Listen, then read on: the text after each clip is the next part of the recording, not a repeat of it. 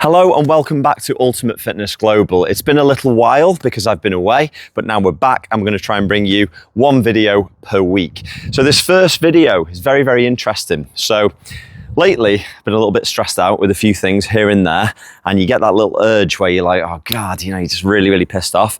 If you were a smoker, that would be the point where you have a ciggy. If you were a heavy drinker, that would be the point where you have a tinny. But I'm a lifter, I'm not a drinker or a smoker. So what I've been doing is little micro workouts just to feel better, but I've got really, really into it. So on that point, if you go to the gym and you have a very sedentary job, like say being a van driver or being an account manager or a solicitor or something like that, where you sat down all day and you're going to the gym for say 1 hour a day, you're still not moving enough. You're still not doing enough. Now, I'm very lucky. I've got a very active job. So I own Ultimate Fitness Cheshire, the health club. So I'm running up and down stairs all day. I'm running around with clients. I'm lifting weights on and off. I'm on my feet all day. So I'm lucky in that I do a lot of steps every day. But most people do about 2,000 or 3,000, and it just simply isn't enough. Now, your physical activity doesn't have to be in the form of steps. It doesn't have to be just lifting weights. It can be a mixture of the two. But my advice to you would be this. If you're a sedentary person, but you do have the discipline to go to the gym 1 hour a day, you probably have a little bit more discipline. So you could set your phone for a recurring timer of say an hour or an hour and a half. Every time it dings, every hour and a half that your phone dings, do a little micro workout. An example of that would be something as simple as 100 calf raises, 50 burpees, 50 press-ups, something like that. So it's intense, you're getting your heart rate up, and you're doing something that is going to yield either a hypertrophy response or a cardiovascular response. It can be condensed within about 5 or 10 minutes maximum, and you do this regularly through the day. So if you're a smoker, you're a 10 a day ciggy smoker or something like that, you're going to do 10 micro workouts a day. Now, this is not on top of what you're doing in the gym either. That is separate. This doesn't go towards your gym goals. This is just simply keeping your body moving. So another one of my micro workouts today. So I've already trained today, to be honest with you, but I can because I'm in this position where I do it for a living. So I'm here to inspire you to do it. So today I've done my workout for an hour. For the rest of the day, I'm not really doing that much. I'm making some videos, so I'm going to be on my feet to a degree, but the rest of the day, it's not really high output. I'm not playing any tennis. I'm not playing any paddle or swimming or anything like that. So I've set my interval timer. You can have a look at the app that I use here. Johnny will do something there. Download it and then set it for every hour or every hour and a half and do your micro workout. So we're going to put a list of things that are really good to do in the description box below, but you can make your own as long as it'll have a good hypertrophy response or a good cardiovascular response within 5 to 10 minutes, you're okay. But we'll put a list there to help you out. So I'm going to do 100 calf raises. Just very quickly on this point, your calves are actually, mine are pathetic. Johnny's, we just won't even put it in the footage. It's just embarrassing. It's like he's got muscular dystrophy in his calves. It's disgusting. But mine are also awful. Now, there's a lot of research to suggest that the calves are like the second heart of the body. So with every contraction that you make with your feet, so if you make like fists with your toes, you remember in Die Hard, he was like after the plane drive home, he's like, how do you get over jet lag? You got to make fists with your toes.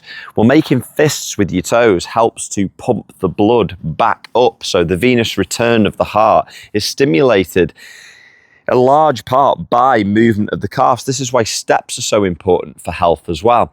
But calf raises do the same job. So I place a lot of value on training calves, even though mine are pathetic. So my micro workout of the day today is going to be 100 calf raises on this. So I'm going to depress my heels all the way down. So I'm getting a maximum stretch there. I can feel that in my soleus and in my calf.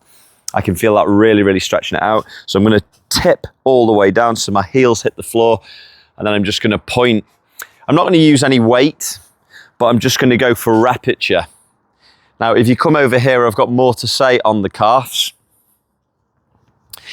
and more to say on muscle fibers. So all the muscles in your body are constructed in different ways. Take the bicep, for example. The bicep is a fusiform muscle. That means that the fibers all run in straight lines up and down. Very easy to snap, in fact. Your hamstrings are like this as well. They're called the biceps femoris. So that's a fusiform muscle. The calves are a bipennate muscle, and the design of them is very, very robust. So people don't really get calf strains as much as they get problems with their soleus and they get Achilles tendonitis. Now, to stimulate calf hypertrophy, you need range. Range is very, very important. The stretch and the point of the calf. Range of motion's always important, but particularly for bipennate muscles because they're just so robust. Obviously, you're on your feet all the time, so they have to be designed in that way. If your calves were a fusiform muscle, you'd be snapping them left, right, and center because the structural integrity of a line is not that strong. Just a line isn't strong.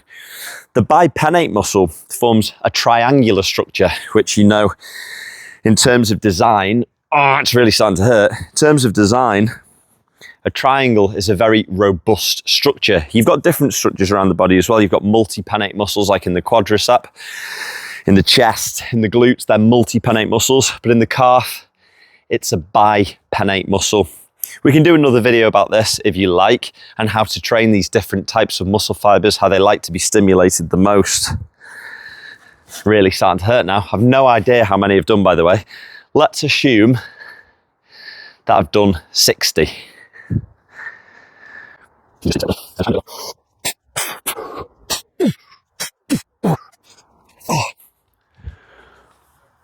So that's it, 100 calf raises.